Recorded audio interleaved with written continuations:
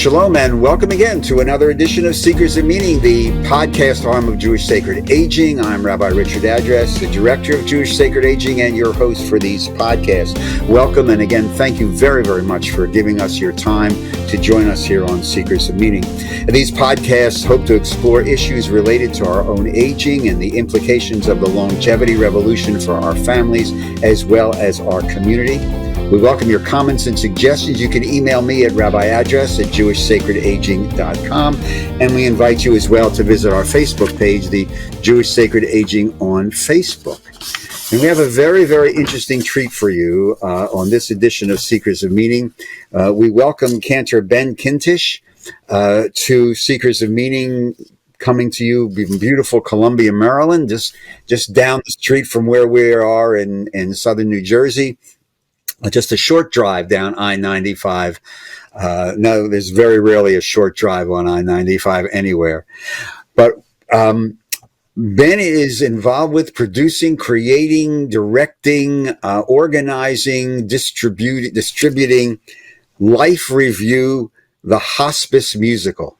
And when I first heard about this, I knew this is something we had to explore on one of the Seekers of Meaning podcasts, the Hospice Musical. First of all, Ben, thank you for joining us. How are you, and how is everything in your life? Oh, well, thank you so much for the opportunity, Richie. It's so nice to be here with you and with all of your listeners and viewers. Things are pretty good in Columbia, Maryland. Right before I jumped on this taping, I walked around the neighborhood with my dog and my wife. We were all together, and it was a little hot, but it's all good. It's nice to get moving. It's nice to be healthy. It's nice to have summer vacation. At the moment, I'm a school teacher, very happy that it's July. So the Hospice Musical, I mean, when I first saw this, when you emailed me many, many months ago, I said, well, there must be a typo. Or there must be something in between hospice and musical, or before or after, but there isn't. So tell me, first of all, what is Life Review, the Hospice Musical? What is it? Is it an actual musical play? It's a musical. It's actually a musical. And Richie, you're not the first person to say, hey, is that some kind of joke? And I say, it's not a joke, but it's surprisingly funny.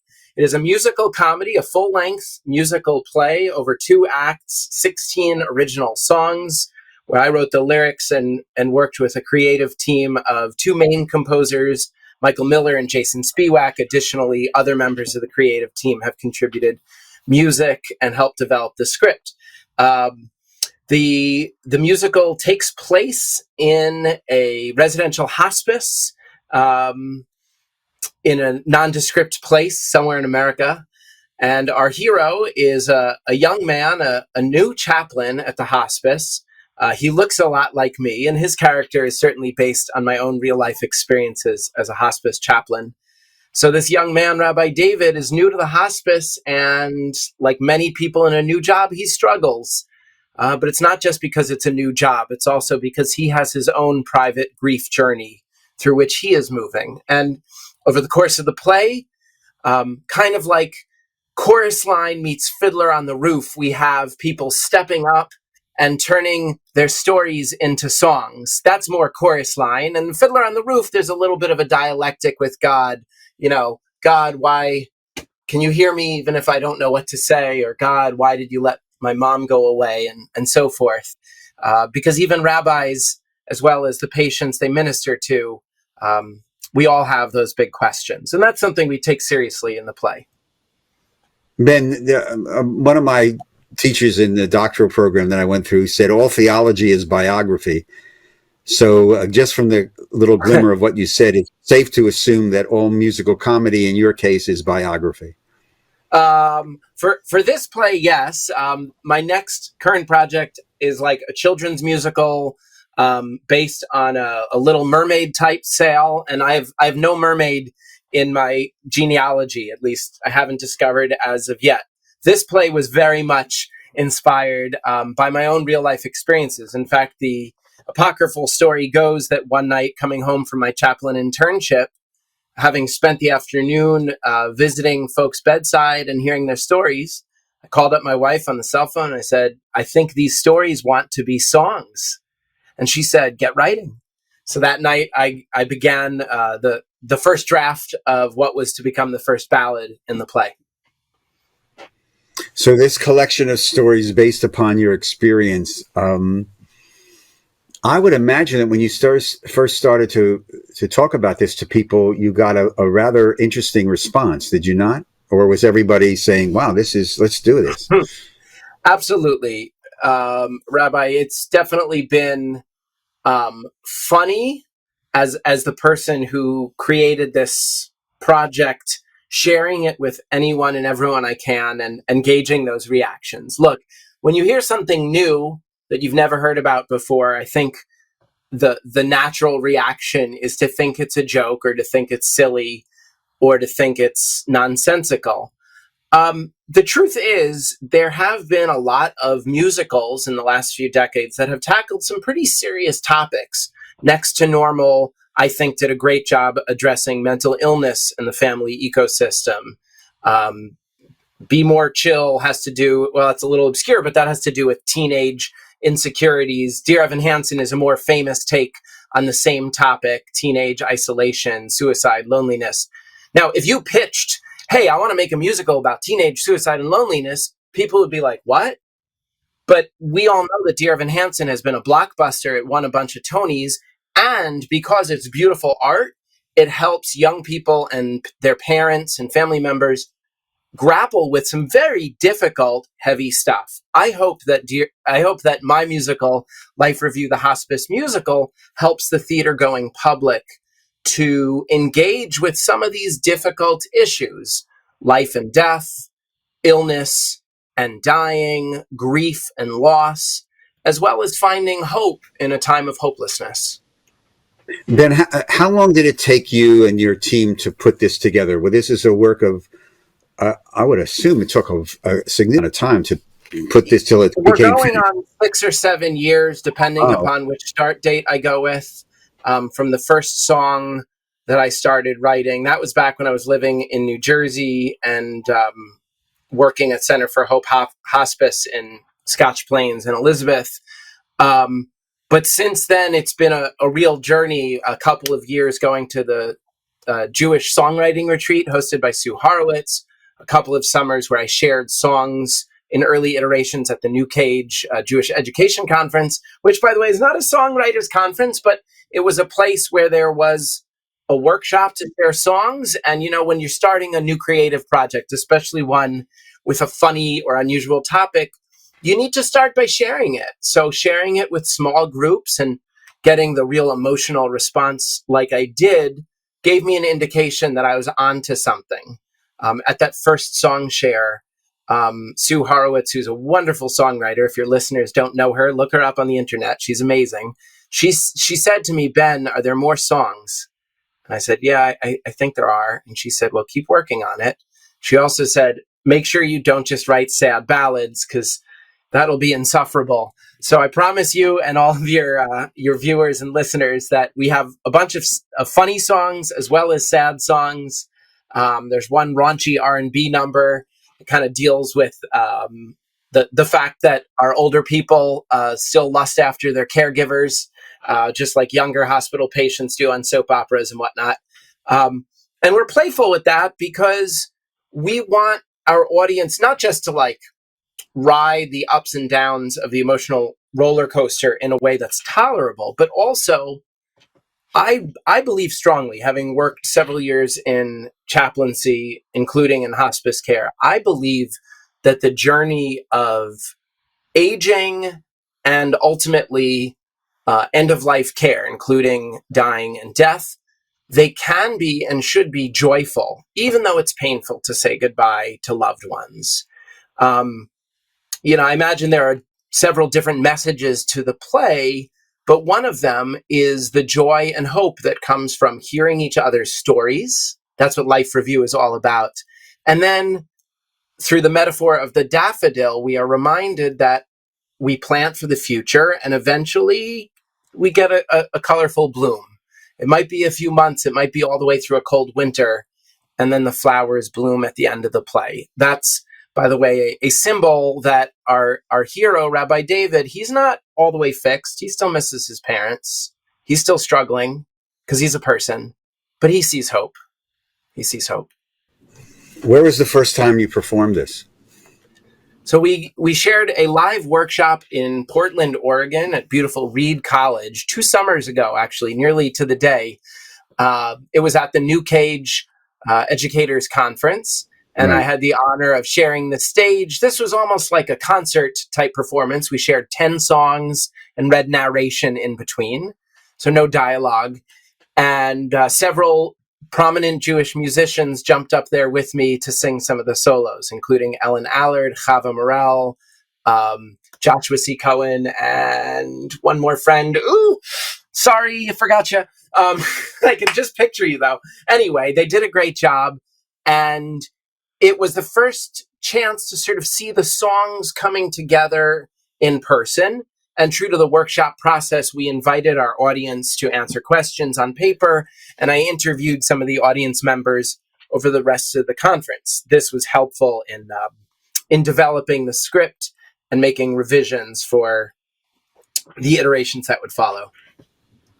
And so this is 2 years ago, so you obviously you didn't know then you were going to bump smack dab into the pandemic when everything shut down. Did you have another opportunity to workshop this or perform it in its fashion before the pandemic? I did. I was lucky. I got the big second workshop in about 1 month early. So it was the end of January 2020. So about almost exactly right before. Yeah.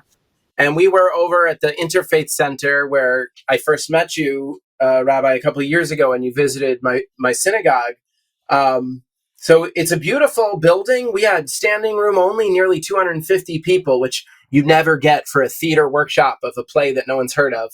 But I think we did a good job spreading the word. And also we publicized this heavily among people that I knew in both the Jewish world and in the caregiving world. You know, I'm connected with chaplains, with hospice care providers, and I invited all of them from the region to come in. Many of them did.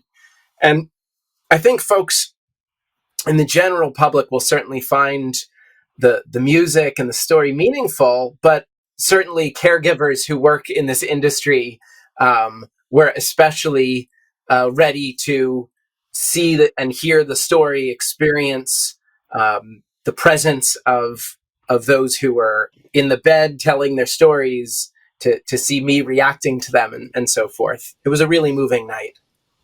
We're speaking with Cantor Ben Kintisch, the creator, the author, the raconteur, the generator, the creative spirit behind Life Review, the Hospice Musical.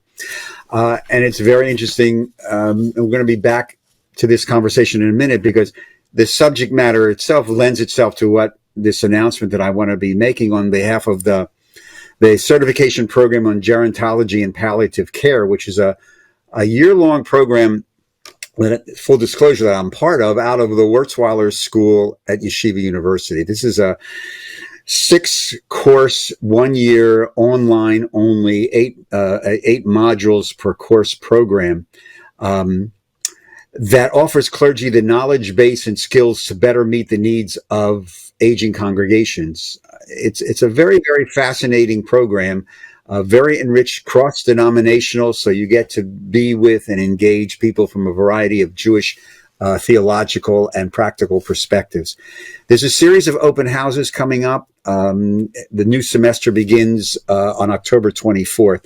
If you're interested in pursuing this or learning more about the program, what it means, how to access it, etc., there's some open houses coming up the end of September after the holidays on September 23rd and one on October the 4th. And if you're interested, we want you to invite you to contact Rabbi Liz Rawley, and her email is Liz ROLLE @yu.edu. That's Liz ROLLE at yu.edu. These are Zoom open houses scheduled for the evenings, September 23rd and October the 4th, I think at 6 p.m. Eastern Time. So that's for the certification program in gerontology and palliative care. It's out of the Wurzweiler School at Yeshiva University, and having taught in it for about 2 or 3 years, I can tell you that it's an extremely valuable, worthwhile program.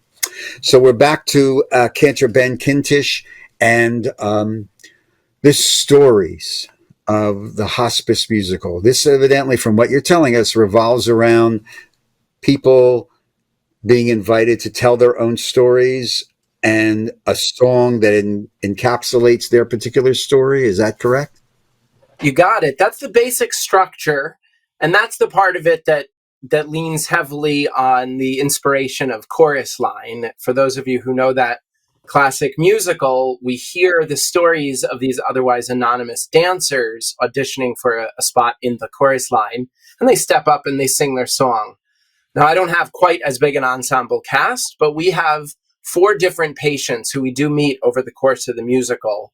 A young man who's battling and dying from leukemia. Later in the play, we meet a middle-aged mother dealing with the end of her cancer. We have an older Jewish couple happily married for forever, and they've got that cute kind of older person flirty thing going, Marty and Minnie. And then the last twosome is Leroy, an older African-American man who is a retired church musician. So each of these 4 people, they all sing a song where it gives a glimpse into who they are, but with a particular focus on how they're wrestling with their mortality. So for the young man, his song is all about the existential crisis that is being a young man stuck in a bed, in a hospital bed. Like, I'm here now, I don't know how. That's sort of the key lyric. For the woman who's dying of cancer and she's like middle-aged or a little bit older, she sings this beautiful ballad about, will it still snow when I'm gone? So she's not really focusing on her own loss. She's wondering, what is life going to be like when she's gone? What we call in the business anticipatory grief. She's going through that in a really poignant way, and also being nostalgic about the happy times she had during a life well lived. The old Jewish guy, he is just one of these charismatic, friendly people, based, like all these characters, based on a composite of real life characters. He is all about making friends, and he spends his time in hospice, like, being a little flirty with the nurses and making friends with the guy in the next room over, and he knows everyone's name. And his song is all about, my last week on earth, I'll make a new friend. And it sounds a little bit Frank Sinatra, Perry Como, because that's his generation. And then our last big solo song from the patients comes from Leroy, who is a former church musician. So his song is a gospel number, and it's a praise number. It's uplifting, celebrating the blessing of the human body. Is there some humor in this? Oh, my goodness, I hope so. Yeah, well, absolutely. There's a lot of humor in the play for a few reasons. One, there have been some beautiful, wonderful plays about aging and dying, and they are full-on dramatic and heart-wrenching and powerful. I didn't want to write that play. For one, I didn't think it would work as a musical. Remember, my friend Sue had said, don't just write sad ballads. So I had to write some funny songs. Probably the funniest of all is our opening number, which is called Spoiler Alert. And I'm going to spoil the spoiler, but it's spoiler alert. Everybody dies in the end. Sorry to ruin the play, my friend. Love 'em or hate 'em, this cannot bend. Everybody dies in the end. Now, it goes on for lots of verses, and it's very vaudeville and silly and over the top. Now, why do you put a song that's that silly at the top of a musical with such a serious topic? Well, we needed to break the ice. We needed to release some of the tension in the room. We're also, as so much good comedy does, we speak a painful truth and wrap it in the bubble wrap of comedy, right? The painful truth is you and I and everyone who's listening and everyone who's watching this podcast will Die. Unless told otherwise, they will die in the end. Right now, it's clever language because, our curtain is up. We hope you don't cry every time we're through. Then I'm not going to sing the whole thing, or mutter through it unintelligibly. But I will tell you, at the end, we say, "Sorry to ruin the play, my friend. Everyone dies in the end." Now, the joke, of course, is in our play, most of the characters who are in the beds die because it is a hospice. The nurse, good news, she survives. The chaplain, whew, I make it to the end and I'm safe and sound. But there's also this understanding that all of us in life, we are born, we grow, we live, we die. That's part of the deal, as you know, and you certainly engage with so thoughtfully on this podcast, Rabbi. I hope the play helps people to engage with that difficult stuff, but by using humor, it's a little bit a spoonful of sugar to make the medicine go down. Is there a metamorphosis with Rabbi David? Do we see his character emerge, grow, mature, change? That's a very smart question. Tell me before I answer, are you a fan of musical theater? Yes, I am. Okay, so that was Chorus Line is my favorite show. Oh, okay, cool. So then I picked an audacious one to compare myself to, or let's say to be inspired by. The metamorphosis of Rabbi David, like the metamorphosis of a good chaplain, is slow and subtle. In the beginning of the play, he is eager, perhaps too eager. Like a lot of young rabbis, he's very keen to show how smart he is and how much he can help. And early on in the play, when he meets the young man who so tragically is dying at this young age, and the mom is beside herself as a mourning mother or a struggling mother would be, the rabbi, wanting to help, steps in it in a terrible way. He brings up the book of Job and says, "Hey, in the book of Job, his son dies." And it's like the most horrific, like rabbinic faux pas you could ever make. And for people who study theology, they know that Job is both a beautiful and very challenging text theologically. So to invoke it in a hospice setting certainly would be a risky, probably a stupid move. So he does that, and she casts him out in a way that is embarrassing and shakes his confidence. This is sort of his crisis moment early in the play. And it reveals that his confidence is tenuous, his skills are weak, and he's more lost and alone than we had realized. He sings his big "I Wish" song, which is really a clarion call to the heavens. And the name of the song is "Send Me a Sign." He says, "Send me a sign from where you are. Are you near or far or in between? I've seen so many seekers. I am one too. It's time for you, God, to send me a sign." He sings this song in a way that I think certainly you and I and other clergy friends can relate to, that even us clergy sometimes struggle with our faith. But I think any person who breathes and has a heart in his or her chest, if they've loved someone and then seen someone injured or sick or die, they've felt pain that is almost incomprehensible. And I know, having been a chaplain and ministered to many people struggling with loss, I know that losing a loved one, particularly at a time or in a way that doesn't make sense to you, can be one of the most fundamental shakings, one of the most fundamental, upsettings of one's faith. It's shocking. You can be, whether you're a clergy person yourself or someone who goes to church or synagogue or mosque every week, all of a sudden the friend who you always loved dropped dead. Where's God? And we spend a lot of time in seminary, and certainly religious people of all stripes spend a lot of time wrestling with this fundamental question.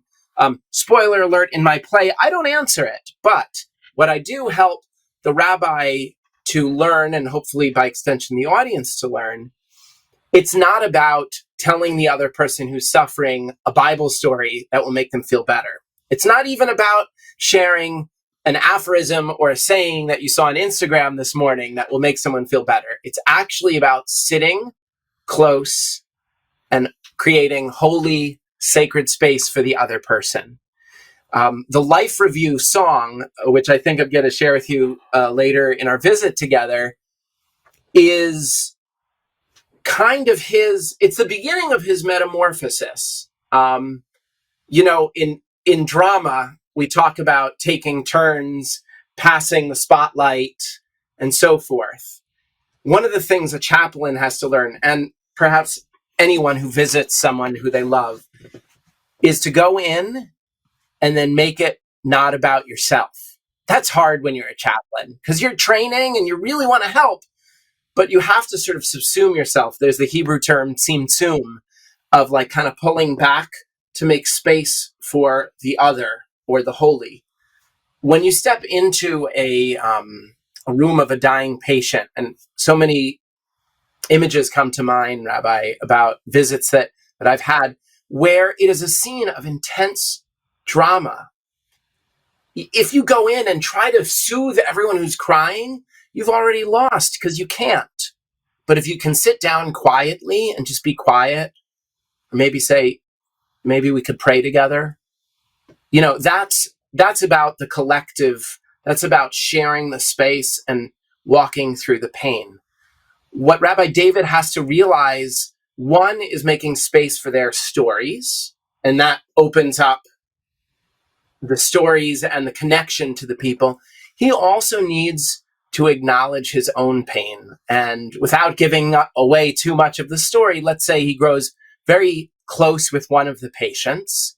And when he has to say goodbye to one of the patients, we see him crack open in grief for the first time in the play.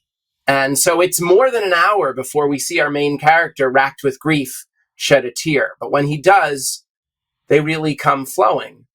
I think for a lot of us who deal with grief, whether we are professional caregivers or just people living life, sometimes it takes a while for us to be ready to have that emotional moment. So I think people can relate to that.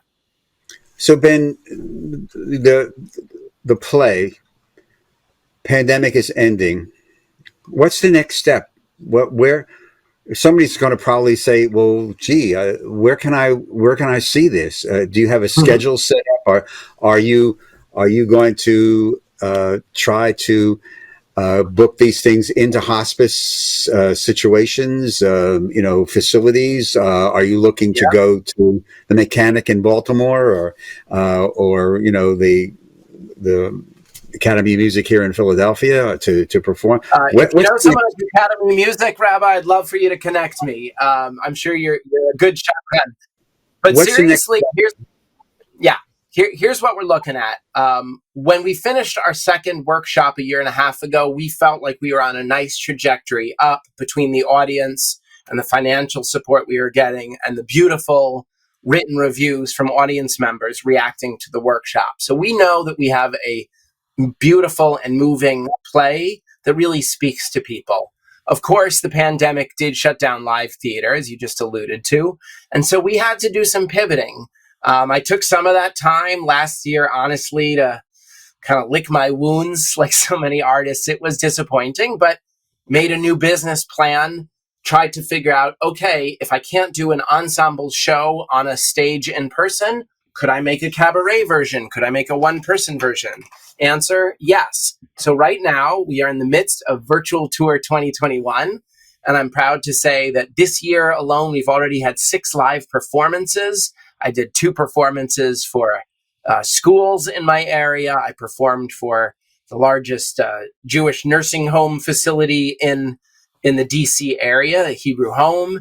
And we actually had the program piped in to everyone's TV. So even if they couldn't get out of their room, they could see it. Now, the cabaret version is of course shorter than the full 2-hour program. But here's the exciting thing, like the daffodils coming up in spring, we are starting to thaw from this difficult time, this COVID time, right? So just yesterday, I sent a message to my former cast this is hitting the internet for the first time, so exclusive for your podcast. We are going tentatively performing our first live workshop performance the first or second weekend of September. It's going to be at an outside venue, like a big wooden tent platform. We'll have about 50 people in the audience, and we will be streaming it on the internet, available for purchase by donation. And it's going to be a fundraiser for Howard County Food Bank, which one of our producers is wanting to boost as a tzedakah that she believes in, along with our play. And what's so exciting about this hybrid, I mean, Richie, Rabbi Richie, excuse me, I'm also Cantor. Listen, none of us wanted to be stuck with the pandemic. And obviously, it has been so difficult for us in so many ways. Here is one silver lining.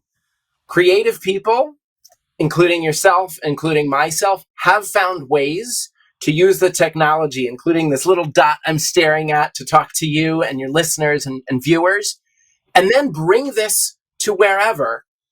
Perhaps the most exciting of the 6 appearances so far, it was a benefit concert or benefit performance in Denver. I performed it from this same basement room. I sang 8 songs live. We had 40 or 50 people who were supporters of Denver Hospice. We raised a bunch of money for that charity, and people loved it. I loved sharing it. And of course, to state the obvious, if we were in, quote, regular times, it would have never occurred to me to do a benefit show in Denver. I would have been talking to Maryland Hospice, But now anyone with an internet connection can get in touch with me, lifereviewmusical.com. There's a form where you can inquire. I'd be happy to talk with any of your viewers or listeners. And you should know that in addition to the virtual cabaret, which is a 45-minute live show available through the internet to anywhere in the world, we do have a live full production that we are getting back on its feet. So if you're a part of a theater organization, a Jewish organization, a professional conference, and you're interested in bringing out this really unique production, please be in touch. The last thing I want to mention about the cabaret show, I know a lot of your audience are leaders in the Jewish world and the Jewish education world. I feel like there's a lot of really rich Jewish content, even though the play is meant for a general audience. Right. So I've had a lot of interest from the Jewish community, just like you've done a beautiful job visiting so many communities to talk about elder care and aging. I think for a lot of folks who want to have these difficult conversations about end-of-life care, about what does hospice mean, about faith issues for end of life, those are tough topics to start talking about. I believe that singing about it and laughing about it first before we have a thoughtful discussion to follow is a great way to do it. And that's something else that I'm able to do with this program. All right, Ben, real fast. Again, the Sure. lifereview.com. What was the website again? To somebody wants to get Musical.com.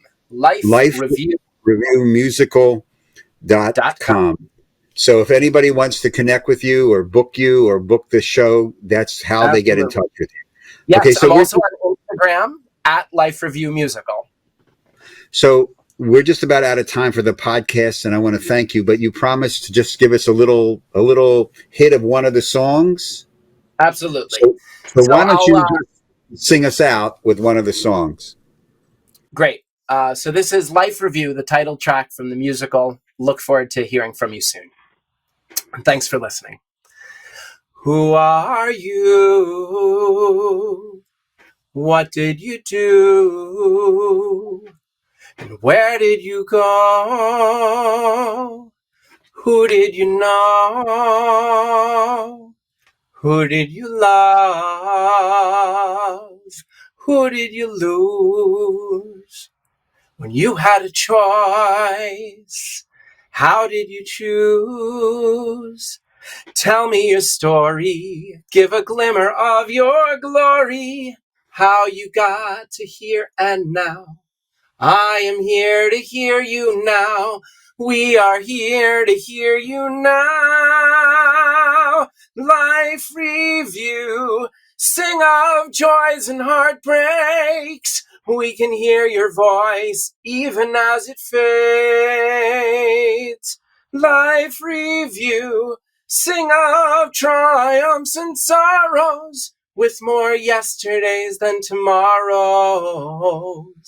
Time to do a little life review. Cantor Ben Kintisch, best of luck with Life Review, the Hospice Musical. Thank you for your time and your creativity. Stay safe, stay well, stay healthy. Thank you so much, Rabbi. Take care, Ben. To all of you, thank you again for watching today's edition or listening to today's edition of Seekers of Meaning. Remember, the show is available on the streaming service Roku. And again, we welcome your comments and suggestions. You can email them to me, rabbi@jewishsacredaging.com. We invite you to again visit our Jewish Sacred Aging Facebook page. And if you'd like to make a tax-free donation to help support these podcasts and our work, go to the website, jewishsacredaging.com, click on the conveniently located donate button, and just follow the prompts. Seekers of Meaning is produced in the broadcast center of Lubetkin Media Companies here in beautiful Cherry Hill, New Jersey. And a big shout out, as usual, to our genius producer, Steve Lubetkin. I'm your host, Rabbi Richard Adress, and I look forward to greeting you again on our next Seekers of Meaning TV show and podcast. Until then, take care, stay safe, stay well, stay healthy. Shalom.